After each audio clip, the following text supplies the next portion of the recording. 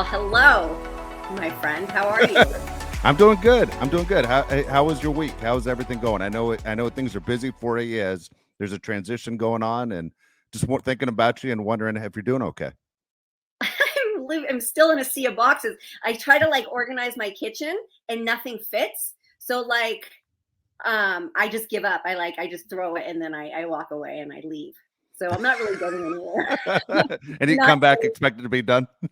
Yeah, you know what? It's funny because my new neighbor, she texted me last night and she's like, I have this lady that can help you. And I was thinking, should I? And then I was like, but then I won't know where anything is. And then I need to do it myself, but I just keep getting really frustrated. And then I keep ordering things on Amazon and then I keep forgetting and sending it to my old address. So yeah. So anyways, enough of that boring stuff. You're going to get it. You're going to figure it out. Everyone knows moving's terrible. I know, but I'm super OCD too. So it's like, when you have a cluttered space, you have a cluttered mind. So I am particularly manic. I am particularly insane right now. So I just keep leaving and it's just not the answer, but I just keep doing it. You know what? I am curious to know this question though. Tell me how long it takes before your new place feels like home. They would say it takes 6 months to a year before, okay, now this feels like home. I'm really good at anything feeling like home because I've traveled so much and had to make other places my home. So I'm really good at that part. And when it has a better energy than my last place and all my stuff is here. So I feel like home. And as long as I'm with my family, it's home, Yes, absolutely. That's a good point. Yeah. That's a good point. So, it feels good. It feels better actually. So I'm excited. I'm excited to get it in order. So we have a great guest that I invited on today, Shar Jackson, who is not only beautiful on the outside, she's beautiful on the inside. She has also grown up on TV and in front of the camera and has such a large body of work. And she's just amazing. So let's bring that beautiful face on. There she is. Hi. Hey, little Nikki. How are you? I'm good. How are you? Good. Shar and I have this deep bond because we did this ridiculous show. My God. What was it called? Celebrity Fit Club. Okay, yeah. And I mean, we signed up to generally be tortured. It literally was like a torture camp. Yeah. We were tortured. Like a weight loss thing. And it wasn't. It was just how far can we break until you break? What year was this? When did this happen? It was 13 years ago. I was just looking at it. Yeah, I think it was like 09 or something like that. Yeah, 2000. Crazy. Yeah. It was so we bonded. Yes, we did. Good. Yes, we did. Yeah. So she definitely became one of my besties after that. Even if I'm not on your bestie list, you're on my bestie list. No, you're on my bestie list. Okay. So when you sign up for something, just curious, when you two sign up for something like that, who approaches you and what makes you decide, okay, I can handle this, not handle this? Well, for me, it's the industry used to be a lot more brutal than it is now. So your team will be so you're fat. And so let's do something about it.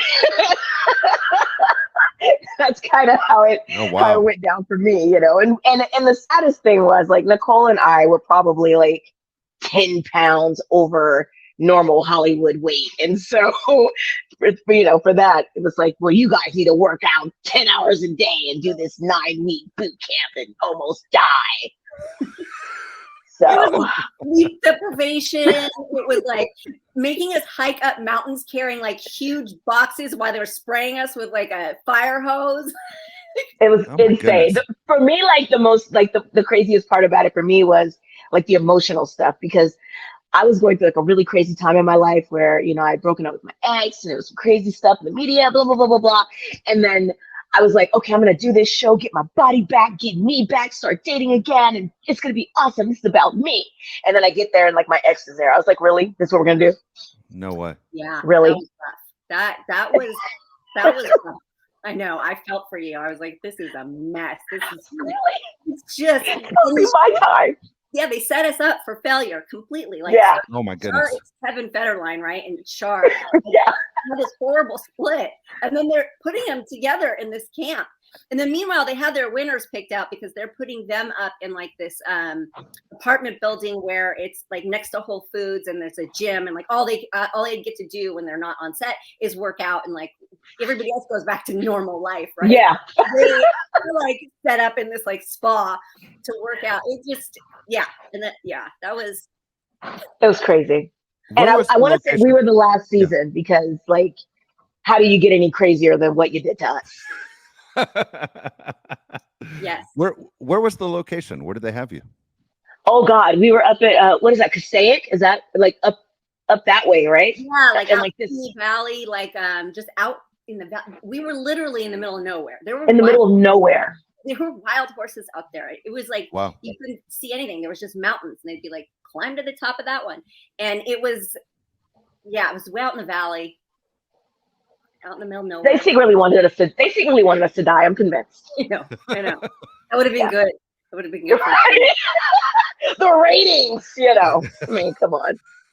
Insane. Now, I'm always Shar. I was never part of the business you two were in, so I always have a million questions from a fan standpoint. But when it was over, do you go to your management team and say, "What the hell? Don't ever do that to me again. That was a horrible experience." Yeah, I mean, I think I said it while I was there. I definitely called them and told them, was like, I hate you all, and I want you to slowly die. Yeah. I got up and left. In the middle. Yeah, you did. You did? You went AWOL? Oh, I did. We had worked all day, and it was like late at night. We already know who won. And it was just like going on and on and on. And they had just been so mean to all of us. And I was like, you know what? Fuck this. What are you going to do? Yeah. Yeah. I didn't win. It was awesome. It was awesome. Yeah. I got up and left. Called my manager. I was like, pick me up. Yeah. I was like, Nicole's my idol. This is so amazing. That is so funny. That is so funny. I never had to like tell a production, like I never was able to tell a production to like kiss my ass and go to hell. And Nicole did it. It was beautiful. Oh God. It's legendary, Nicole. Good for you, Nicole. Everybody dreams of doing stuff like that. That's awesome. I hit my wall. I hit my breaking point. I needed to go. But we were talking about, what else, Shar? All the kids are watching Good Burger, I know that your kids are fans too, right, Dave? Yeah. Huge fans. I mean, to the point my kids had it memorized. I mean, they had the whole thing memorized. They watched it over and over and over again. And it's so funny is you were on our television so much that if my kids had a chance to be live with us right now, they'd have 800 questions for you. But it was part of their childhood. It was such a big deal in our house. It ran all the time. It's crazy. We're working on a sequel right now. Okay, let me not say no way. I don't know if I'm working on the sequel yet, but the sequel is being filmed right now. And like kids are like blowing up my DMs and stuff right now. Like, oh my God, are you going to be in this? This is going to be amazing. We can't wait to see Monique. And I'm just like, well, I can't wait to see Monique either.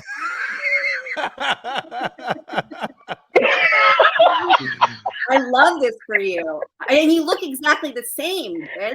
Like, yeah. It's so creepy. I think I'm a vampire. Like, I think I'm just going to go ahead and accept that I'm a vampire that can gain a little weight. That's it. Are you so can I ask you is do you know if Kenan Thompson's the one who's producing it? Was it his idea? I'm sure Kenan and Kel are both producing it. There's like I said, they just started shooting this month. It's going to be on Paramount Plus, and like the guys just kind of did like their first or second days on set yesterday. They shared some clips on Instagram, so it's exciting. Oh, everybody, go right to them. Go on their say, where's Monique? Yeah. Tell me why she's Shar. Tell them Monique can come back. It won't be the same. No, it won't be the same. Just saying. It won't without a doubt. All right, so I have a question for both of you. Since both of you were in the business at an early age, was there ever a time where you were working and you said that person who I'm working with right now is going to become a big star? Like you could figure it out ahead of time. Like this isn't their end point. This is just the stepping off point. And for example, a guy like Kenan Thompson, I'm a big Saturday Night Live fan, and Kenan Thompson's been there forever and he never disappoints. And Lorne Michaels says he's the one guy in the cast that makes him laugh every single week. Did you realize at the time he was going to be the star that he became? You know what? I always knew Keenan was going to do amazing things, but I thought Kel was going to be even bigger than Keenan, because I was like, Kel is so. Hold on one second. My dog Spartacus is making noise. I have a water gun. Hey, stop. Knock it off. So. Does the water gun work? Does the water gun work? Look, you see, he shut up. Spartacus. Yeah. All right. Well, he's a multi-poo. It's the funniest thing ever. You know what I mean? Like, you pull out the big, oh, I got you. You know, it's tragic. Anyway, but no, I think I always felt like I had a gift, because I was like, I can always tell who's going to be gigantic. You know what I mean? Like I did with Justin Timberlake. I did with Channing Tatum. I was like, I know the stars. Maybe I should have been an agent instead of an actress, but you know, whatever. I always felt like I knew. Nicole, I feel like you knew too. I think I didn't really put a lot of thought into it. Really? Nicole said, I didn't give a shit. How about that? And let's just do our jobs and go home. I feel like, it's so random. Like some people you expect to be, super successful and widely embraced, that are not. And then other people you're like, whoa, didn't see that one coming. So yeah. I'm a good, such a good judge of that. Who I did know was going to be famous is Aaron Paul. Really? And we didn't work together. We sort of dated, and we used to be really good friends, and practice our auditions together. And so I did a lot of helping him read his sides with him for his auditions. And I was like, this kid is gold. He's got it. Yeah, this kid's got it. Yeah, got it. So that one I knew. Wow, that's a big. All of a sudden, she just drops Aaron Paul like nothing. Right? She's like, no, I don't know, but Aaron Paul. Yeah. Shar, she's the most interesting person I've ever met. Like, just a casual conversation. Drops Mark Wahlberg a couple weeks ago. I'm like, wait a second. Oh, I'm sure. Yeah. Oh my Nicole's been in the game a long time, man. Yeah. It's like, it's not too many people she hasn't touched at one point or another. And I don't mean that No. Around that walk a few times. Nah. That is funny. That is funny. So is there anything, Shar, that you've done where people come up to you, or Nicole, same situation, where they say, hey, I remember you in this, and you're kind of embarrassed by it? Like, where you go, oh no, what do you mean that's what you remember me? Oh, for me, for sure. I've done a lot of favor films and stuff for my friends. Yes. So yeah, I won't even say what they are, but yes, definitely. I've done a lot of favor films. Yeah. Yeah. Recognize more from Moesha or Good Burger? It's a tie. It is, huh? Same audience, right? Yeah, for the most part, yeah. I mean, but it's like, I think Good Burger is Moesha just became kind of universal over the last maybe 10 years, but Good Burger has always been like, I mean, I'll have kids that don't even speak the same language as me, but the only word I understand in that, or the only two words, is Good Burger. And I'm like, okay. I love that. So yeah, it's pretty badass. Shameless, right? You did an episode of Shameless. I love that. Yeah. Oh, and I was so happy to do that, because that show is so badass. Don't you love when you're like a fan of a show and then you finally get to jump on it? Like, I wanted that to happen with The Walking Dead, but it didn't. They didn't want to kill me. That's fine. I would be so nervous to go on Shameless. Like, huge fan of that show, and they're just all so talented. It's such a great show. It's like those are big shoes to fill. So I would be. It's fun, and it feels good. Like, I just get really excited when I'm around super talented people, because I just feel like it helps me grow and makes me work harder to have a moment, and everybody on that show is just brilliant. And I literally had a blast doing it. I got to do the last season. And so it was amazing. And everybody was super warm and friendly, or? So good. So there's been a couple of sets that I've gone on where you just feel like an outsider. You do your job, you go home. But this place, I've fell in love with everybody. I still keep in touch with a few people. Like, it was just, they made it feel super welcoming. And if that show was still on, I would do it a million times again. Oh, I love that. I love that because it shows that they're good people and they deserve Yeah. that success Yeah. and all of that. That show ran for a long time. They did 11 seasons. Yeah, that's so unusual, isn't it, these days? Crazy. Yeah. That's cool. That you when you're able to jump on a show that you already were a fan of, who lets you know, or do you tell your manager or agent, hey, I want an audition? You got to let people know that I'm interested in doing a show like this. Well, yeah, I mean, I do that. I didn't do that for Shameless, believe it or not, but I did do that again for The Walking Dead. It just didn't pan out. But but no, like if a show comes on that I really enjoy, I will definitely like let my team know, hey, check this out. So if a role ever pops up, you know, hi, I'm here.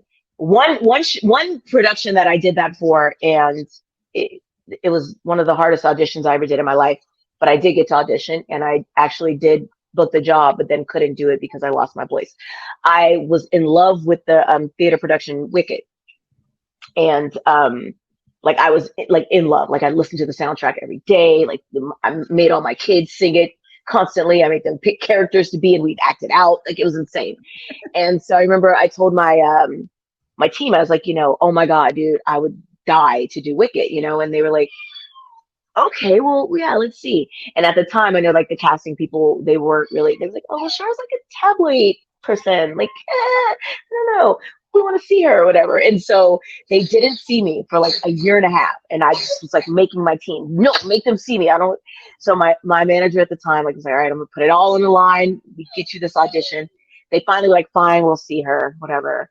I went, did the audition, murdered it. Like, just I defecated. It was insane. Like, yeah, you know. And so they called my team immediately. It was like, oh my God, she's brilliant. We love her. Oh my God. And so they had to go and cast the rest of the players or whatever all over the country. And so then they were coming back to LA in like a month. My dumb ass went to Vegas like a week before they were coming back, and like hung out for like 2 days with no sleep, and then the clubs and the smoke and the da-da-da-da-da-da.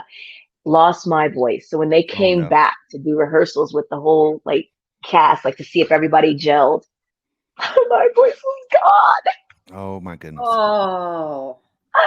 And they were like, so that's not gonna work singing this every night. So I didn't get to do it. Oh, sad face.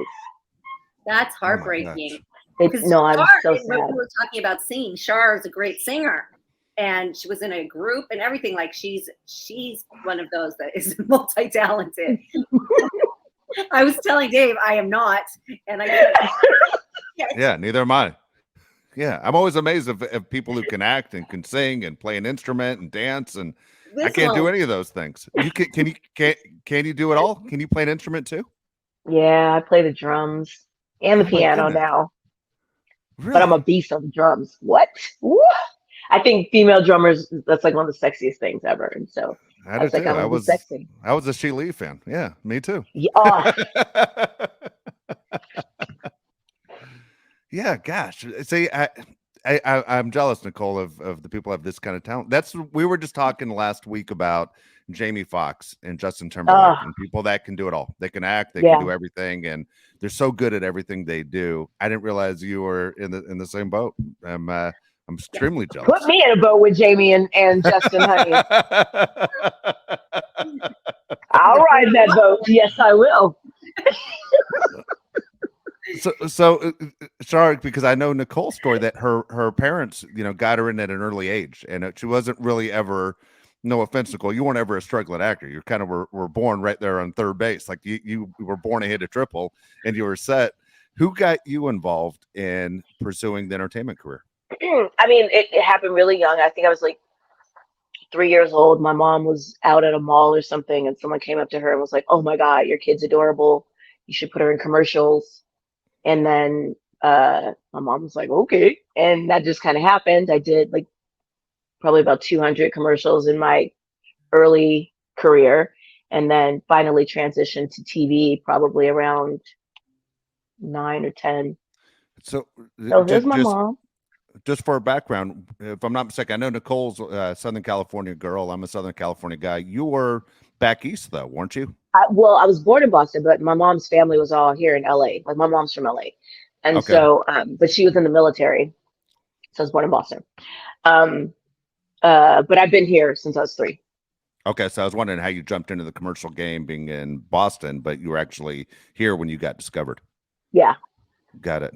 Got it. That's interesting. And right away, you loved it, just like Nicole, where you're saying, "Hey, it's not a problem. I'm I was out like, for it." this is fun. Especially doing commercials, right? Like, I don't know if you agree with me, but I think for kids doing commercials, because it's short, it's Yeah. usually products that you're familiar with, Yeah. and it's fun. It's easier. It's more fun. You're in, you're out, and then Yep. especially if it's a toy commercial or something, something product for a Yeah, child. no, it's so much easier. Like I think if kids want to do this, I think that's probably the easiest way to kind of introduce them to it. And for me, yeah, you're right. It's in and out. It's a day or two, of work, and you do it. You play with some stuff, and you go on about your business. Yeah, It's awesome. yeah. I always love That's doing pretty cool. commercials. That's pretty cool. So I'm always curious to know if you two didn't jump into this game, where the acting game, which can be heartbreaking at times. What would you have done for a living? What would you have decided your career would have been if you weren't an entertainer? Well, I have 2 masters. One is in psychology, and the other is in forensic science. So I Wow. probably would be doing something in a lab. Wow. Did you know that, Nicole? I did That she had not a know degree that, in and now I'm forensic sitting here science? feeling really inadequate. Yeah, well, feel bad about ourselves now. What are you doing? I'm a big nerd, dude. I always have been. So I mean, like that, I'd probably be in a lab somewhere, Do geeked you ever out. regret it? Do you ever think like, oh, I should have done that? No, and let me tell you why. So when I was doing my labs for to get my degree for forensic science, we had to do some stuff at a morgue. We had to do some stuff with cadavers, and at that moment, I realized I don't like dead people. So Yeah, maybe that's this isn't, gross. the move for me. Wow. I feel you on that. Yeah, Yeah. yeah. The smells aren't sexy, and sometimes it's not visually attractive. So I realized at that moment that thank God I'm an actress. Yeah. Yeah. I mean, I know this is like so terrible to say, but like, think about those people who have sex with dead people. That's wild. I don't want to. No, let's not think about that. Okay. Yeah. I'm sorry. That's immediately where my mind goes. Yeah, it's like, a crazy fetish. Yeah, you always wonder how those corpses. Yeah. Yeah, right. How do you share a planet with those people? Yeah, I think the same thing. You're walking Yeah, among. I prefer not to. Yeah. Yeah. Not a good look. Not a good look, people. People who live in like who have like morgues in their basement and stuff like that. Like, how do you sleep? Like, how do you even like? I don't like dead people, man. Like I just I think we're all the same. I wouldn't even. And I ride in a like hearse. everybody. Yeah. For the most part. If one of my buddies owned a hearse and said, "Hey, when I go to 7-Eleven, just jump in the front seat." Nope. Nah. We're not taking. I'll wait for you. Just bring me back a Snickers. Yeah. Yeah. I know. I guess unless you were like moving furniture, I don't know.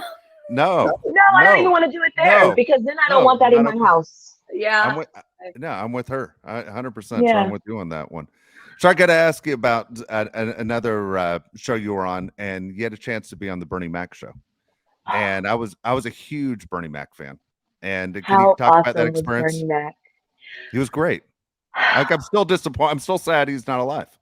I know. Oh, that hurts, dude. Well, so Bernie and I were actually really, really close. He kind of started his TV adventure on Moesha. And he was Uncle Bernie on the show. And so he kind of became Uncle Bernie to us in real life. And when he got his own show, we were so happy for him, so proud of him. And when I got over there, I remember I got to the set and went straight into the table read. Bernie runs up to me, gives me a giant hug, and he was like, "Welcome to your second home, baby girl." And it was just like, dude, Uncle Bernie, you have your own show now. Like, I'm so proud of you. Like, he was such an amazing guy, the biggest heart ever. And the world is a worse place without him. I'm with you. I'm with you. Yeah. I mean, again, I'm sad today just even thinking about it. And then when I see him in Ocean's 11 and everything else that I was just a big fan of, and way too soon, just way too soon. Yeah. Yeah. But he was a trooper too. It also just kind of showed me like the resilience and strength that you have to be in this industry, because he was sick as a dog his last 2 seasons of his show, but he bust Wow. his ass and worked. And if you didn't know, you didn't know. You know what I No, I mean? didn't know. And same thing for like my best friend that passed away, Yvette Wilson in Moesha, and she played like his counterpart on Moesha. She was sick, like dealing with had to have a kidney transplant her last season of the Parkers. And like, if you didn't know, you didn't know. Like, you have no, like, even with like Chasman Bowman or whatever, like, remember, like, he was sick, he had cancer, busting his ass doing Black Panther, and nobody knew. Like, it just shows how tough, you know what I mean? Like, Oh, I agree. you man, there's some tough cookies in this game, I tell you. I wonder mean, if it's like a distraction too. If it's like, because I have a friend battling cancer right now, really bad, and I know that sitting at home can also like make your anxiety. I wonder if it's also like to immerse yourself in work. If it's this distraction to not think about it. I mean, it's possible, but we work crazy hours, so I mean, you can only immerse yourself so much to distract, but then you're like, reality kicks in, and you're like, dude, I'm sick. Yeah. So I don't know. I just admire so many people in this game, and the strength that you have to have. Not only, I mean, we always knew it was like a mental strength you had to have to be in this thing, but the physical too is just impressive. And Bernie was definitely one of those people that Spartacus, don't make me. Don't make me get my Uzi. Right. But yeah, no, Bernie was one of those people where I first noticed it and was like, wow, we are some tough cookies in this game. I'm glad you shared that story. And as sad as the stories are, I'm glad you shared it, because I think a lot of people from the outside think the life is perfect, right? Things are handed to you. Everybody always thinks it's sparkles and rainbows, and it's like it's a lot of craziness that comes with this job. You know what I mean? And you have to be mentally strong 110%. Otherwise you can't survive. But like I said, the physical stuff that comes with it, dude, sometimes we work 18, 19-hour days sometimes, you know what I mean? Like, I hear people complain about, oh, I got a part-time gig and I work 4 hours and I'm exhausted. And I'm just like, oh. But they're like, but I think I want to be an actor. Yeah. Yeah. Okay. Yeah, that's 18, 19 hours if you don't have, and that's not including a commute if you have one. Oh, yeah. Yeah. Was that a wake-up call for both of you? I mean, as someone from the outside that watches, and I've heard those stories that, there are 12-hour days, 14-hour days, 19-hour days. In my head, I used to always think, are they just saying that? Or is that true? And then, obviously, getting to know Nicole, you realize these are true stories. When people say they're working these long days, it is absolutely true. And hey, everybody's in, so you better be in too. Yeah. I don't know if it was a wake-up call for me, and Nicole, you might agree with this, because we've done it for so long, and it was all we kind of knew. Like, if I was to go do a normal job right now, I'd be like, this is it? I'm done? You know what I mean? Like, there's an actual time that I'm done? Yeah. That would be more of a shock to me than this, Yeah, because there's some stability in that too. Like, you have these hours. I mean, I've been on sets where the union had to be called because we'd watch the sun set, the sun rise. Yeah. The sun was going to set again, and we're still on set. Yeah. We had a couple of days like that when we did Good Burger. I remember I was like, oh my God, literally, like, oh, we're still here. Okay. How long did it take to... Oh, go ahead. No, just asking, how long did it take to film a movie like Good Burger? Like, you always hear, again, from the outside that these are 6-week jobs and then it's over. Are most movies 6 weeks, longer than 6 weeks? No, I feel like the 6-week thing is something that's happened maybe in the last 10, 15 years or something like that, a 6-week shoot. Because I think with Good Burger, we worked 3 months. And a couple other films that I did, we worked almost 3 months. So, I mean, if you can grab a movie that's 6 weeks, good. Ooh, enjoy it. That's a quick in and out. Do it and go on about your business. But sometimes hopefully you like the people because you're there for a minute. Well, Lifetime and TV movies like that are doing 12-day, 14-day. Really? Yeah. No way. Yeah, that's the new formula. That's new. It's sexy. I'm not mad at them. No, and no, not at all. You just don't get any rehearsal. Right. You don't have your shit together. Know your lines. Right. Know your dialogue. What I was going to say about it though too is an actor, and when you understand the process, you have to get these shots done. This isn't like this is work you can pick up tomorrow. Like you've got to be out of the location. There's millions of dollars. That. So it's like you are part of the process of wanting to get it done, and like you understand. So there's that factor to it. So it makes it a little bit easier. But have either one of you don't need to drop names, but have either one of you ever worked with someone that was high maintenance where you just go, man, you're holding the process up? Yeah. How frustrating is that for you? Because you want to go on and get home and you want to go to sleep and you have things to do. And I mean, how frustrating is it that you can't fix it? Otherwise you're the problem. Extremely. Like I remember I was, most of my career, I was a single mom, young mom, and people didn't even know I had kids. But I'd be like, we don't have time to bullshit, guys. Like, I got to get home and get my kids to bed. Like, can we not play? Yeah. So, I mean, I used to get frustrated a lot. Do your damn job. That's why you're here. Nicole, are you in the same boat? Yes. It's sort of like you just look at people sometimes and you're like, wow, like that's you. You're that selfish, that person. It's like in real life when somebody's like completely self-centered and that's all they're thinking about. And you're just like, wow, And for me, it's like, well, I've been waiting 10 hours now. We better go into overtime. Right. Like if I've been here all day, let's at least go into overtime at this point. Exactly. You're pissing me off. But, and then there was something I did. It was an independent thing. It was a cool project. They weren't mad at me. So I don't want to sound like I'm somebody who walks off set all the time because it's another one where I got up and left. But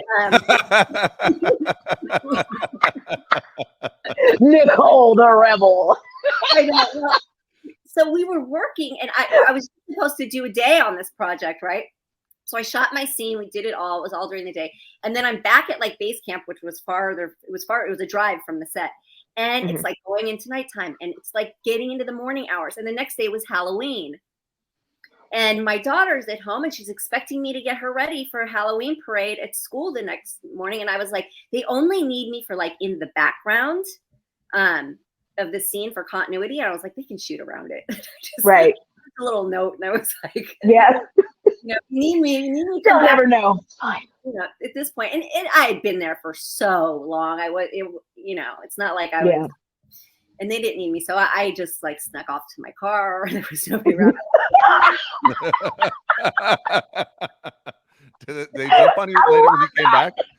Did they say anything back? Did they say anything back to you when you showed up the next day? No, I didn't have to work the next day. No, the producer, director, the guy whose project it was, he called me and he thanked me for my time and he wasn't mad at all and completely understood. And no, he was, because I wouldn't do it if like I was jeopardizing the project. I just would have gone without any sleep and hopefully made it to school before, I just would have done that. But they really didn't need me. So I was like, really waiting around for nothing. So I'm out of here. Oh my goodness. Like midnight. I love it. Yeah. Oh my God. So real quick, because in my house during the holidays, those Hallmark movies are on all the time. Okay. My wife watches them like crazy. It wears me out that she's watching these Hallmark movies. So these are going back to what you just said a second ago. There only takes 12 days to make a Hallmark movie. Like, is it like that's around the time frame? Yeah. Or 10 days. Maybe they do 10 days. It's a 2-week thing. It's a 2-week gig. Yeah. That's what they've gotten they used to be like 3, 4. But they budgeted. They've got the chemistry down. They've got it. They have a formula, and it's what works, and they rock it. Yeah, that's also that's also part of the reason why they use a lot of the same people in like the Hallmark ones and in the Lifetime, like because they know, let's get in here, let's knock this out and be done. Yeah. That is, and my argument back is, when I watch a television show or movie, I want to fall into the movie. It drives me nuts in these Hallmark movies where you never see their breath in the cold. And I know they're filming this in June. I get so pissed off. I can't see their breath. It's not cold outside. Those guys are sweating in those jackets, and I get upset. Nicole, so tell them to fix that in post. Yeah. Tell them to fix it in post. The fans they're noticing. Yeah. I'm on to them. Or the opposite is true. It's supposed to you're in the cold playing for summer, and there's breath. There's cold. And they're like, "Can you stop that?" You're like, really? Can you stop shaking your chin? Yeah. I think that one's more painful. That's more painful than than the fake snow and the jackets in the summer. That's easier, but the cold and you're supposed to be in summer gear. I mean, I've been in like Ottawa where the snow is above my head, and they've got me like in a t-shirt and a night shoot. I'm like, I would take those little hot packs, things, and I'd put them everywhere. My bra, my underwear, bring them everywhere inside my clothes. Yeah, see, I didn't even think about that the opposite way. And Nicole, you've had to deal with it with Baywatch of jumping in the water when it's freezing and everything else. Yeah. Yep. Yeah. Oh my goodness. Yeah, that's interesting. All right. The things we go through, the torture we put ourselves through. Yeah. See? You see? So both of you are mothers. Would you recommend this career to your daughters? Do you know Shar's a grandma, by the way? No, I way. am. I totally am. I don't believe it either. No, and I don't use that term. I'm a Gigi because, damn it. Oh, I like that. It's just like a grandma. That's just not. Oh God, I'm a Gigi. But yeah. So no, not really. I my kids wanted to do it when they were younger. I said no. Really? I felt like my family got enough spotlight. Yeah. That was unwanted, and so no, I personally didn't want my kids in the industry. Now my daughter Cassie, she's a little different. Like with her, I could tell like she could handle it, so I let her do a little bit of stuff every now and again. And now that she's a grown woman now, like if she still kind of dabbles in the industry, but she knows it. Like she lived it, she gets it. She knows it's not all butterflies and rainbows, and so she's tough enough to handle it. But I feel like, as kids, unless you can dedicate your entire life to protecting them through this industry, then no. Yeah, that's the thing. I mean, you have to give up everything. I mean, before pre-pandemic, when you used to have to take them to auditions, like you would have to drive and go sit. Like this is a whole nother full-time job. Yeah, you're not getting paid for until until they work. Yeah. Her daughter Cassie is gorgeous. I watched a show she was on. What was it? It was a reality. The Naked and Afraid. Was it The Naked and Afraid? Yeah, that was good. I loved it. She was just walking around naked with this like rocking little body. I was like, oh my God. Everybody else. She didn't need Fit Club. Huh? No. So she didn't need Fit Club. So when she said that, hey Mom, this is what I'm gonna do. This is the show I'm gonna be on. What was your reaction? I was like, hell yeah, I love that show. Let's do it. Good for you. Good for you. We were talking about Mother's Day. Everybody has one, dude. It's not a big deal. Like, people make it weird by like, oh my God, you're naked. Like, yeah. We were talking about Mother's Day just a little bit a while back with Nicole and I were talking about being a mom and how tough it is and how moms are the best. And moms will put their lives before your own. They're the only group that will do it. And so when you're a mom and you're protective of the decisions your child makes and you want the best things to work out for them, it's what you were saying was first you're in the protection mode of you don't want your daughter to suffer, and at the same time you understand when it's great, it's great. I mean, being a mom is probably the best job I've ever had in my life. Being a Gigi is pretty cool too. Because I can give the kid back sometimes. Yeah. She's with me now, so that's not an option today, but but no, I'm a super like Nicole, dude. We're super we're protective mama bears. Like, don't come for our cubs, man. And like most of the difficult things that I've gone through in life, or the choices I had to make or decisions I had to make, was all because I wanted to make the right choices and decisions for my kids. Whatever would protect them, and sometimes that comes with a lot of sacrifice and all these things. I wouldn't take it back. I'd do it a million times over. But I know sometimes I go, well, why didn't you? And it's like, man, because I had to make sure my kids were proud of their mom. So, I'm going to protect my kids forever, dude, until I'm no longer here, because I don't care how old they get. Yeah, absolutely. It's one of my favorite things about. Yeah, it's one of my favorite things about Nicole is she's a great mom, and then she has the young one who has so much energy and always seems like she's living her best life every day. So when she posts things about her daughter, I just know, well, I know that girl has a great mom. There's a reason why that kid behaves the way she does. So my hats off to both of you. Really impressed. Monday morning, my oldest daughter's father called me like on a rant. And he's super dramatic, you guys. He should be on a soap opera. And he's not doing well. And he doesn't want to leave this earth until he knows exactly what the hell is wrong. And why won't she talk to him? And I was like, she's an adult. You really should be having a conversation with her. I'm not going to speak for her. And will you owe it to me? And I was like, oh, I owe you nothing, buddy. I owe you nothing. And then he goes in on me. And he goes in on how it's our fault. And I'm like, she's 25 this weekend. 25. And Dylan's fucking awesome. Awesome, doing great. And he thinks that it's us still. And she's the second child that doesn't speak to him. Both of his kids don't speak to him. And do you see a pattern somewhere? I'm just saying. Is he what? A pattern? Is there a pattern? A pattern. Not according to him. According to him, it's the rest of us.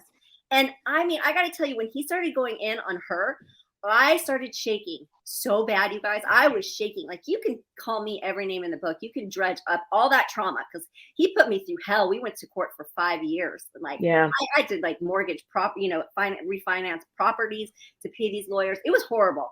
Horrible. And I'm past it. I'm done. But you go in on her. Oh, I was shaking. I ran out the door. I hung up on him. I ran out the door. I ran for 3 miles. 3 miles. And I was like, well, I guess I could thank him for that part. But, right. Don't come for my kids. Yeah. Mm-mm. Yeah. Not a game we play. No. I'm with you. I don't know why any girl would go after any guy. I'll be honest with you.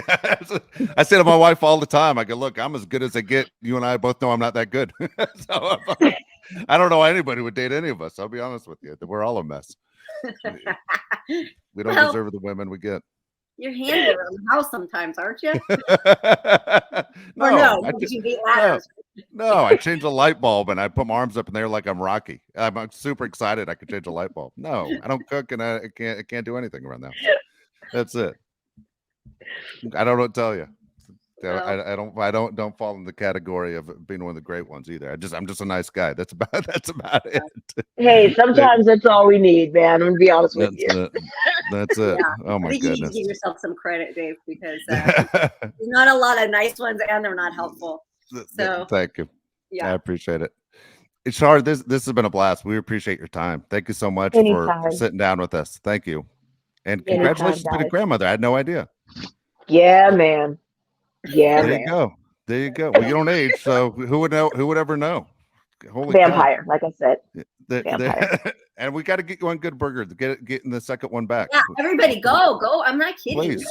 Hashtag it. Get on these people and tell them that you want to see Shar and Good Burger, because we need that. I love that. It won't be the same. No. Absolutely.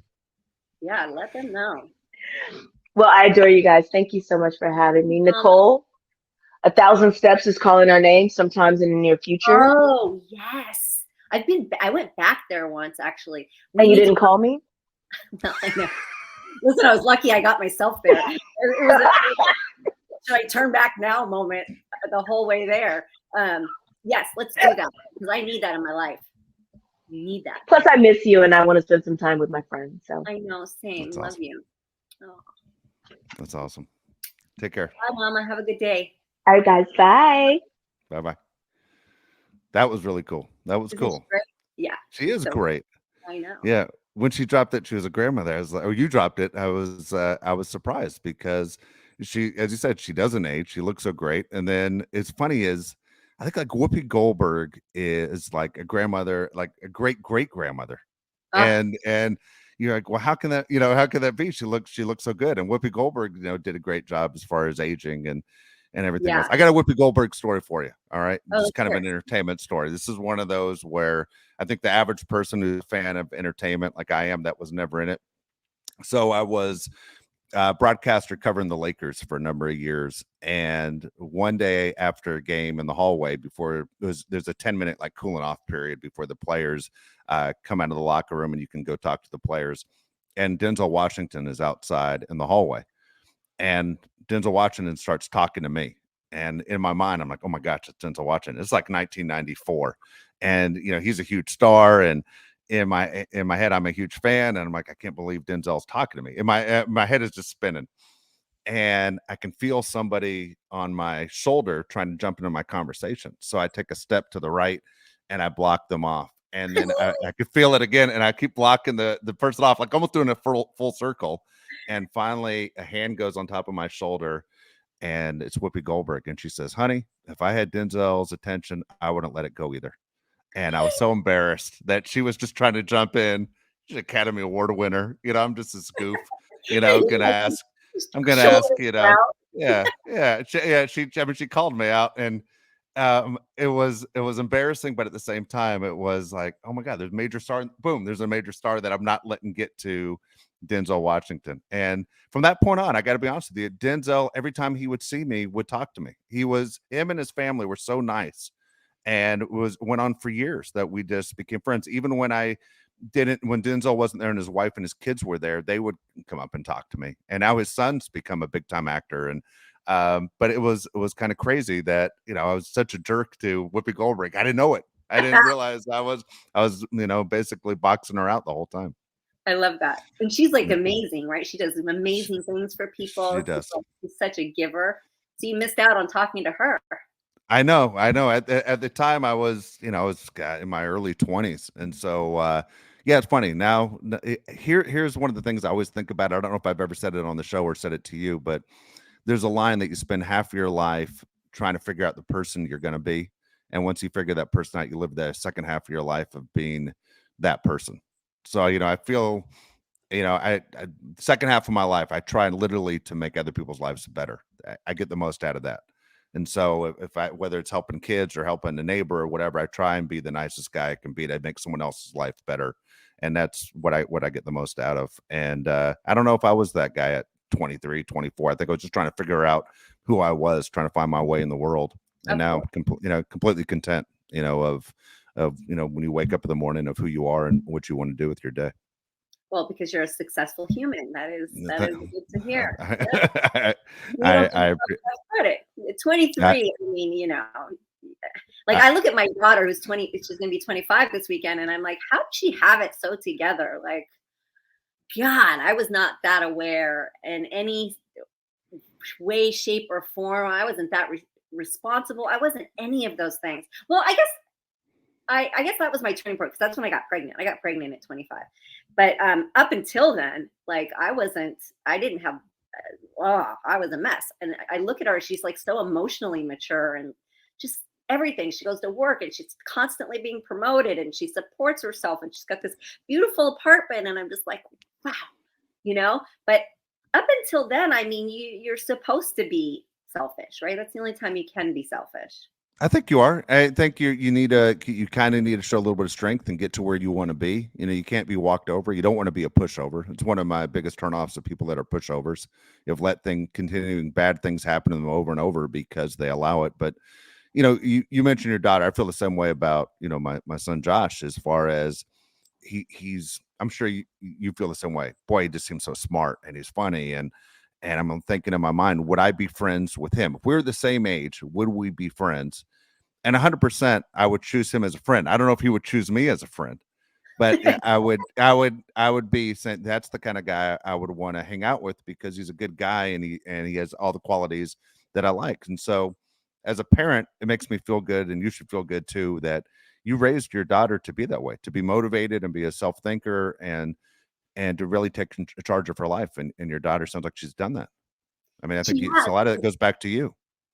I think a lot has to do with the parenting, but a lot has to do with like their soul too, and who they're Yeah. born as, because they are their own people, and they're both so much cooler than I ever was. I didn't teach them that part, so it's just all you can do is love them, right? Like, you just that's all I could do. That's all I knew how to do, and they taught me unconditional love. I had never felt that before, so. That was so new to me, and I just fell in love with them and learned what love was, and I love hanging out with them. They're my best friends, and yeah, we're all kind of besties. That's cool. That is the best thing I think you could say, is that your kids are your best friends. And Yeah, back in the day, I don't know if my parents, I don't think would say that. And I don't know if your parents, if you had the same kind of relationship, but it's changed a lot. It's pretty cool. yeah, yeah, It's pretty cool. I'm yeah. excited about it. But that was a lot of fun. I'm glad you brought Shar on, and we have a new guest coming on for the next show. And again, it's for me, it's fun to watch you connect with these people on your podcast, and so I think it's pretty cool. So Nicole, it's a great week. I appreciate it. Yeah, it was. I had a lot of fun. For me, it's like my social life. This is how I like get to reconnect with people. It's like I haven't seen Yeah, you in forever. Get on here. I need to see that face. So yeah, it's been a lot of fun for me too. So guys, please subscribe and listen to us wherever you get your podcasts. And it's always up on the website too, perfectlytwisted.com, and all my social media and Dave's social media. And we will see you next week.